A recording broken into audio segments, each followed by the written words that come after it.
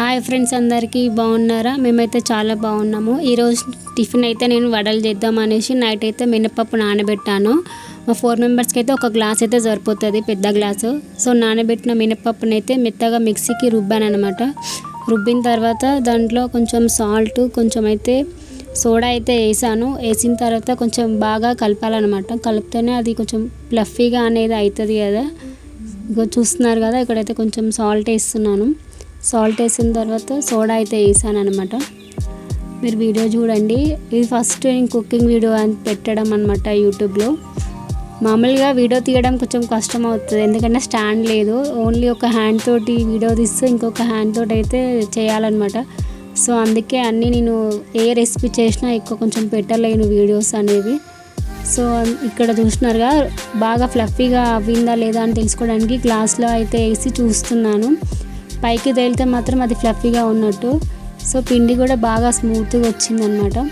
Mixie బాగా పనిచేస్తుంది. So అందుకనే తర్వాత మేము ఇక్కడైతే పల్లీలు అయితే వేయించుతున్నాను చట్నీకి. సాంబార్ కూడా వేయొచ్చు కానీ టైం లేదు, టైం సరిపోదు. మళ్ళీ పప్పు చేసుడు, మిక్సీ పట్టుడు సాంబార్కి అని, ఇంకా అందుకనే చట్నీ అయితే చేస్తున్నాను.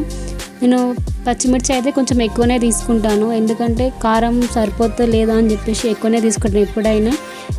మిగిలిన అయితే కర్రీలో వేసేస్తాను. చట్నీ అయిపోయిన తర్వాత ఇక్కడైతే పోపుకి అయితే రెడీ చేస్తున్నాను నేను.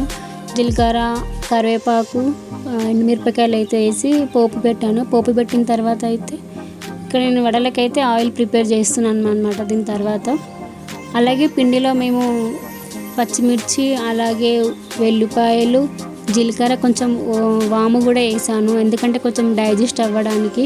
ఆయిల్ ఫుడ్ కదా, కొంచెం ప్రాబ్లం అవుతుంది కదా, ఈ జనరేషన్కి చక్కగా పడట్లేదు ఆయిల్ ఫుడ్ అనేది. సో అందుకనే అవన్నీ వేసిన తర్వాత బాగా మిక్సీ చేస్తున్నాను. మిక్సీ చేసిన తర్వాత ఆయిల్ వేడైందా లేదా అని చెప్పేసి చెక్ చేస్తాను అనమాట. ఆయిల్ వేడైన తర్వాత అయితే వడలు అయితే వేస్తున్నాను. షేప్స్ అయితే అంత పర్ఫెక్ట్గా రావు, బట్ తినొచ్చు అనమాట.